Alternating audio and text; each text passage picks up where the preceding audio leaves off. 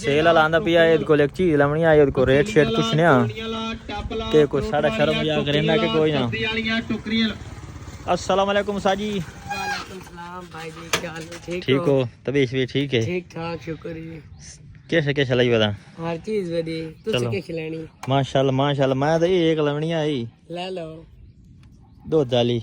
सोनी आगे तुम्हारी वीडियो शेडियो में बिल्कुल यार देसी तो अच्छा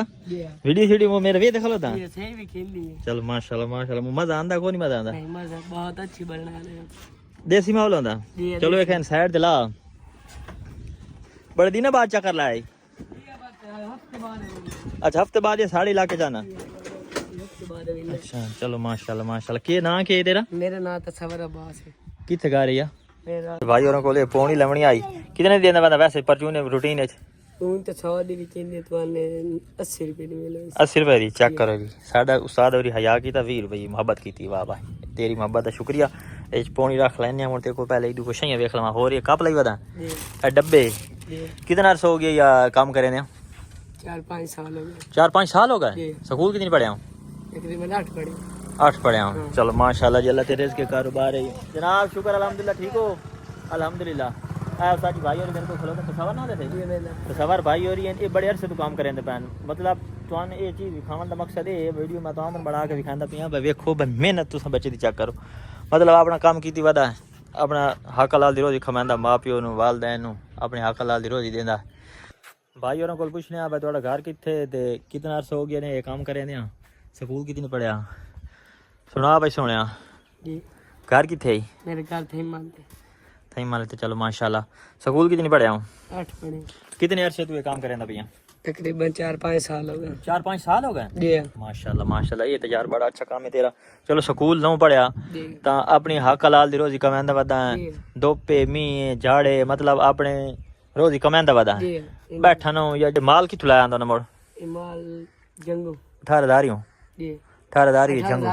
मिल सकता जंगू में जी तुम्हें मतलब मुनासिब लगे ये कबाड़ कबाड़ ले लविंदा ये टोकरी पकड़े वाली ये कपड़े जनाब चेक करो ये जनाब निजाम बनाई वदा गट्टू भरी वदा ये कबाड़ दे गल करने का मकसद है भाई हुण अपनी दिहाड़ी बनांदा हक हलाल दी रोजी कमांदा अपने मां प्यो नु अपने बहना भरावां नु हक हलाल दी रोजी करके खवांदा ते भाई नाल सन सपोर्ट करनी चाहिए इो जेडे बच्चे होवे इन्हां नाल साडा हक बनदा सपोर्ट करो इन्हां नाल इो नाल ताउन करना चाहिए इो जा कोल सामान लावना चाहिए मतलब जेडे छोटी जी उम्र दे विच वेख लो अपनी मेहनत करेंदे मांग के नहीं किसी को खांदे किसी दे अगो हाथ नहीं फिलांदे अपने हक हलाल दी रोजी कमांदे मेहनत करेंदे अल्लाह इन्हां दे रिज़्क़ के कारोबार ईमान बरकत पावे तो कोई वीडियो वाला कोई तू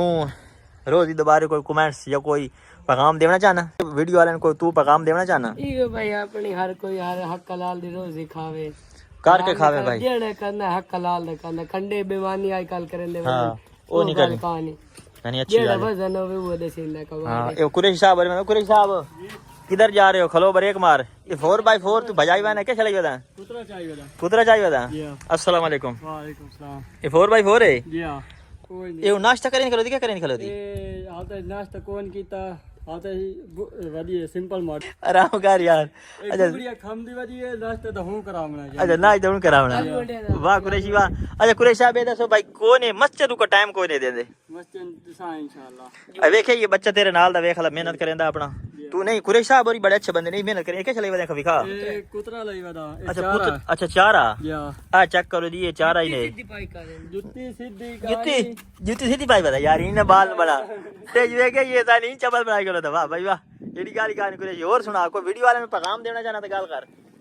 मीडिया नु की पैगाम देना हक हलाल दी करते खाओ दूजी गल है नमाज पढ़ो 5 टाइम दी नमाज पढ़ो अल्लाह तो देख दुनिया आमन मुसीबत परेशानी तो बचावे माशाल्लाह आमीन अल्लाह लम्बी जिंदगी करे मदीने पाक माशाल्लाह जी माशाल्लाह आमीन वाह कुरैशी वाह अस्सलाम वालेकुम जिंदाबाद पाकिस्तान जिंदाबाद वाकई वाह ठीक ठाक शुक्र दिहाड़ी कितनी ला लेना ये उन्हें कदी ज्यादा लागे कदी थोड़ी लागे 1800 पक्की लागे मतलब 1200 रुपए थे ही सही ना चलो माशाल्लाह तेरे यार रिज़्क़ की बरकत पावे ते भाई और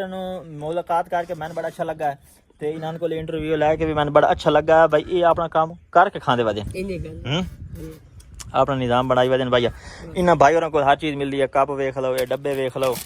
टोकरियां मिसालें वाले डब्बे मग्गे तगारियां जनाब अलम ते क्रीमचियां ते सहज सिस्टम बाटे शाटे ते सिस्टम टेप ही लाई वदा यार ये टेप है यूएसबी लगी हुई ठीक है मोड़ा चेक